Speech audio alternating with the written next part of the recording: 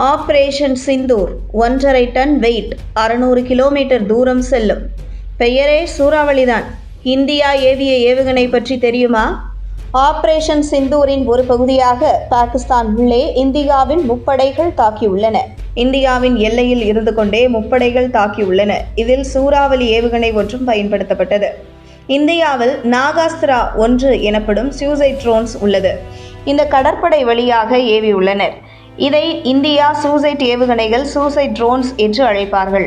இதை லாய்டரிங் மோனிஷன்ஸ் என்றும் அழைப்பார்கள். அதாவது இங்கும் அங்கும் மாறி மாறி மிதந்து சென்று அதன் பின்னர் தாக்கும் ஏவுகணைகள். இதை கடற்படை வழியாக இந்திய எல்லையில் இருந்து ஏவியுள்ளனர். அதேபோல் இந்திய எல்லையில் இருந்து தரைப்படை வழியாக நீண்ட தூரம் செல்லும் ஏவுகணைகள் ஏவப்பட்டுள்ளன. அதேபோல் ரஃபேல் விமானங்களை பயன்படுத்தி இந்திய எல்லையை கடக்காமல் ஸ்கால்ப் எனப்படும் ஸ்ட்ரோம் வகை ஏவுகணைகளை ஏவியுள்ளனர்.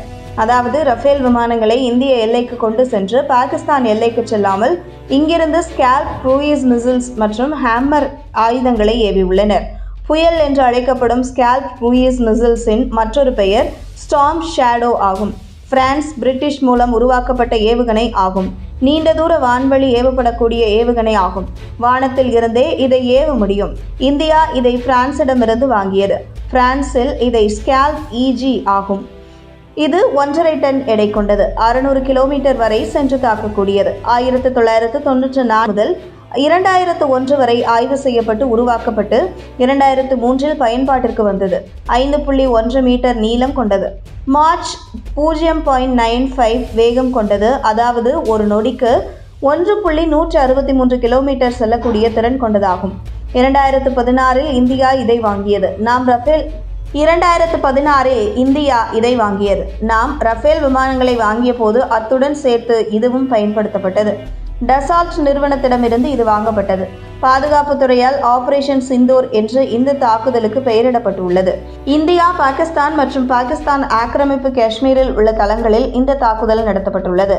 நீண்ட தூரம் பயணிக்கும் ஏவுகணைகளை கொண்டு தாக்குதல் நடத்தியது இந்திய ராணுவம். அங்கு தீவிரவாத முகாம்கள் மட்டும் குறிவைத்து தாக்குதல் நடத்தப்பட்டன.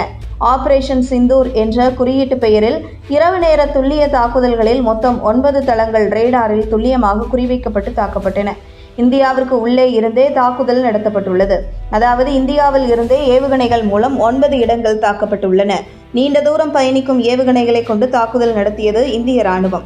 இதில் பாகிஸ்தான் ராணுவ பகுதிகள் எதுவும் தாக்குதலுக்கு உள்ளாக்கப்படவில்லை. இந்த தாக்குதல் மூலம் 12 பாகிஸ்தான் தீவிரவாதிகள் கொல்லப்பட்டுள்ளனர்.